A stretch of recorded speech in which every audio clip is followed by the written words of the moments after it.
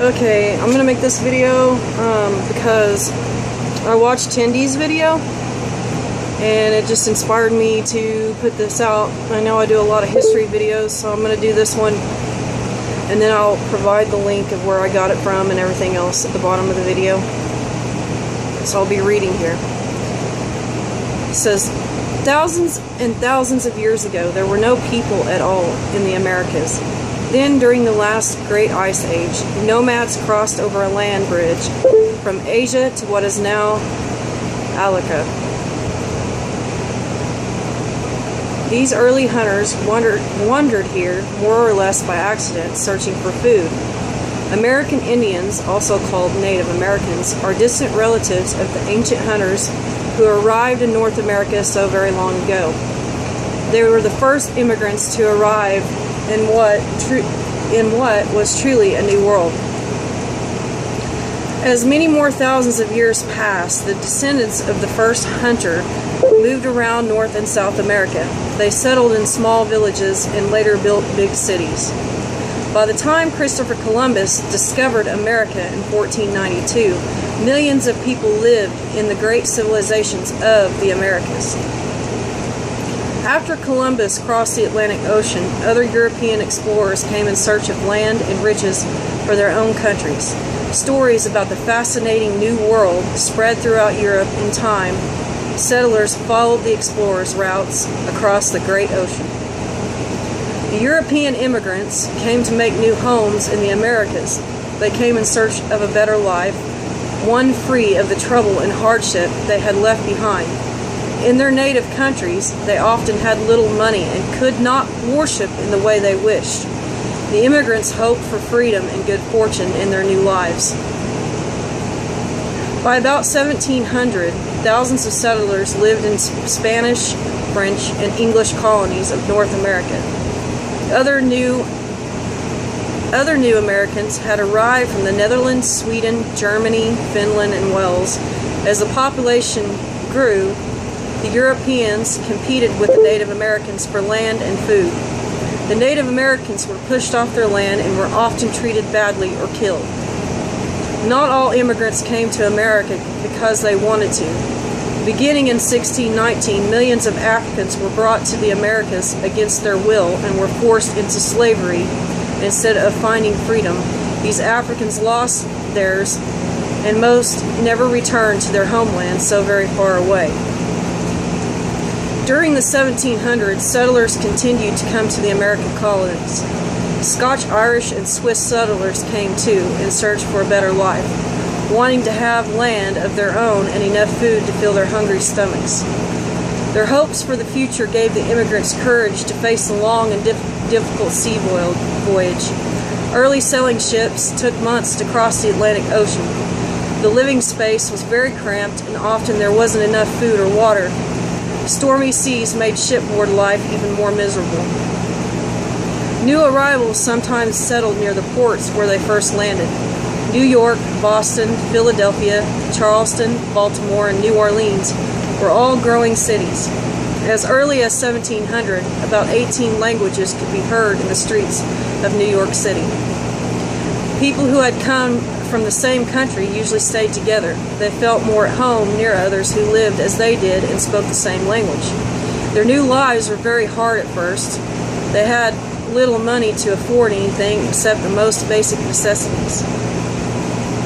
Toward the middle of the 1800s, other adventurous newcomers became part of the westward movement. After arriving in the United States, they traveled on by boat, train, and wagon. They headed for new frontiers in the Midwest and the Great Lakes region. Free land was offered to those who would agree to stay and farm. Norwegians joined other hardy settlers and founded farming communities in places like Minnesota and Wisconsin. Soon, other pioneers moved even further west, all the way to California, where Chinese and Mexican immigrants had already settled. These early Chinese settlers helped to build the first transcontinental railroad, and when it was completed in 1869, westward travel increased. The United States had become a vast nation, spreading from the Atlantic to the Pacific Ocean. For more than 200 years, most immigrants had come from Northern Europe and Scandinavia. By the end of the 1800s, more modern steamships had shortened the long transatlantic voyage.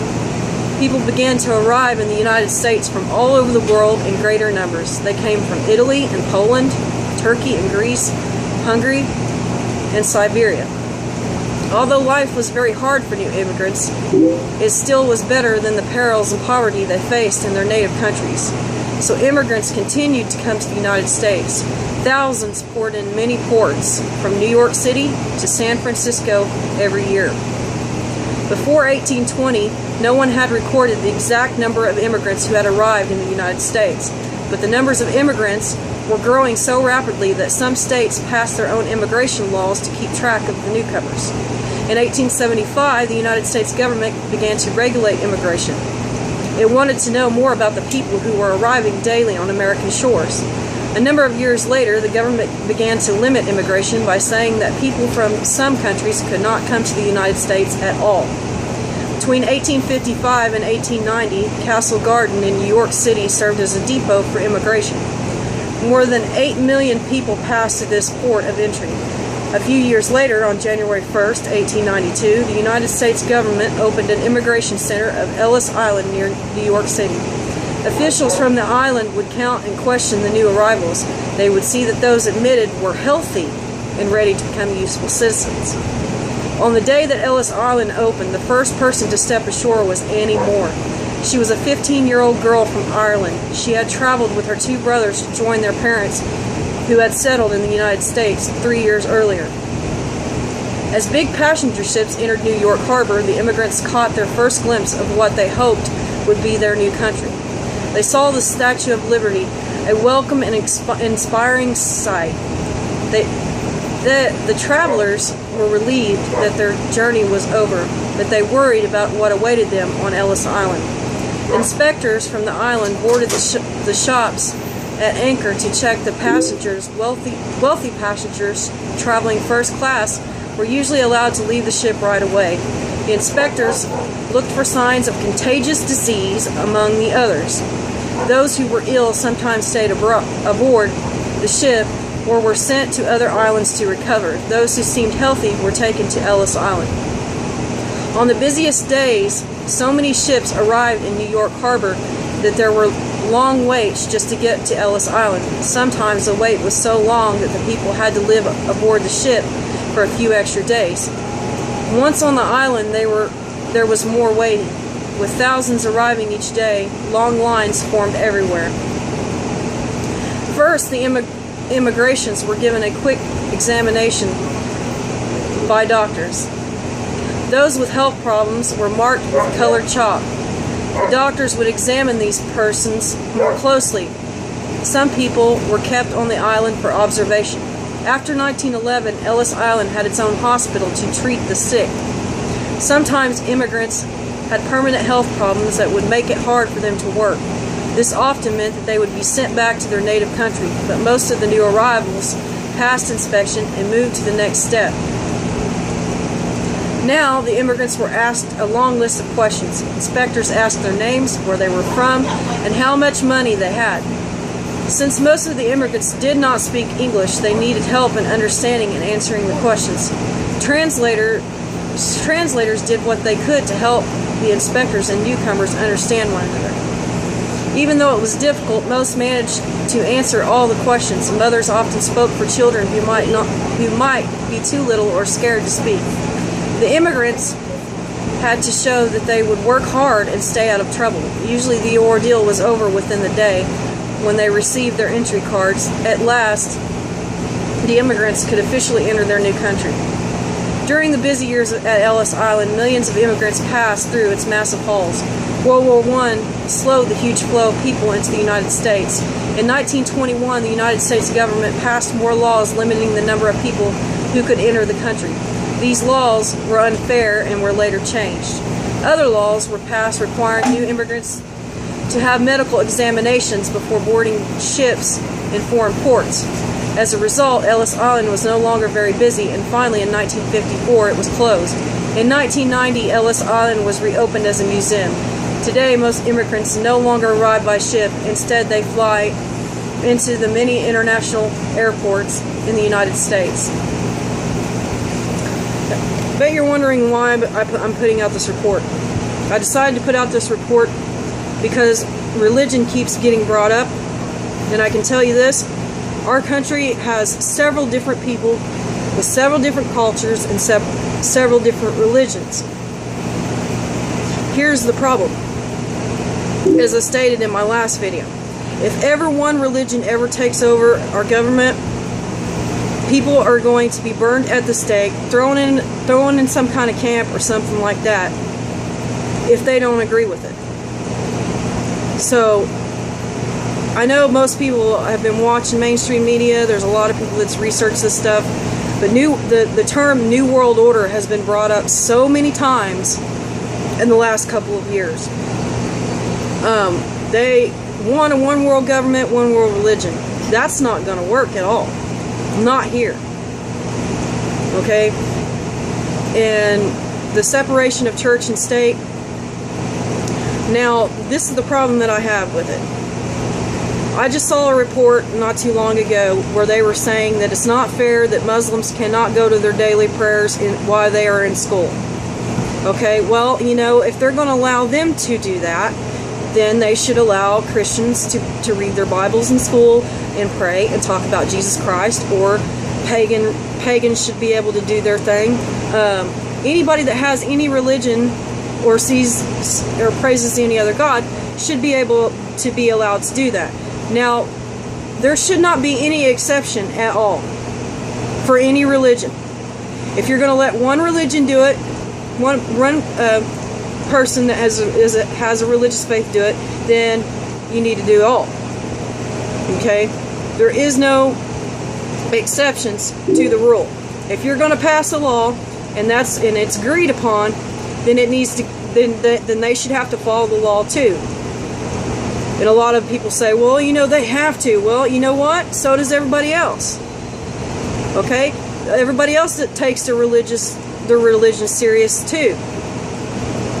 It's no different than anybody else. We are a nation of immigrants. Okay? We all came here. Our ancestors came to this country at one point. So we can't just say this country belongs just to one person. Now, there is more evidence that the Vikings came here way earlier than what is being stated, but in this report that I just read to you, there's a timeline at the bottom of it. I guess I can post that too at the bottom of this video. But as you can see, even back then, they were screening people to make sure they were healthy, to make sure they weren't sick, because they did not want to put the rest of the country in danger of getting ill or an epidemic breaking out.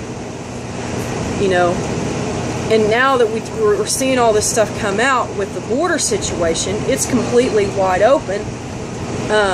And there's also reports that they've been finding Arabic books that teaches you how to speak Spanish from Arabic to Spanish. So now these people are pretending to be, you know, Mexican or from Mexico, and they're not. And they're shipping all these people. If you look at the maps where they're sending all these immigrants, they're shipping them all to our major port cities. Okay? When you have a general come out and say that we need to raise the threat level up to DEFCON 1, and then you have your president come out and say, we don't have a plan, we don't know what we're going to do. He should not be saying that. He's the one that should know anything before anyone else does. His intelligence people should be right on top of that. He should know before anyone else, and he needs to come out and be clear and honest to the American people about what's going on. But when you got a general telling you we need to go to DEFCON 1, and he said it more than once, y'all need to be aware of that. We need to shut our borders down right now, because we're right now we're under major threat. Even in Europe, it's the same way. Threats have been flying. All these journalists are being beheaded. That's the first thing they should do. Our defense is number one. Okay? But I just wanted to go over the history of this. Even back then, they were precautious. People still got to come in, okay? And they were happy to come in. They wanted work. They wanted to be able to believe what they wanted to believe in. That's why under our Bill of Rights, our Amendment 1 is freedom of speech, and freedom of religion, freedom of the press, and freedom to assemble. Okay? Your kids obviously aren't learning this stuff in school. They need to know this. It's very important that they know this. If you don't know this, because I know there's a lot of adults that are older than me that don't even know what their rights are. Okay? That's sad. And there's immigrant people that come here that know the Bill of Rights and the Constitution more than born and bred Americans. That's sad. Okay? If your kid's taking history, they should know this stuff. Because that's your natural, God-given rights that cannot be taken away. They cannot make any law that takes that away from you. It's null and void. So, study your Bill of Rights. Read your Constitution. Read the Act of 1871. You're going to wake up and you're going to realize there's a lot of things that's been going on that is violating your natural rights. And you should be very angry about that. But I'm going to end this now because I've been going on for now almost 17 minutes. Please leave your comments. Let me know what you think. Thanks.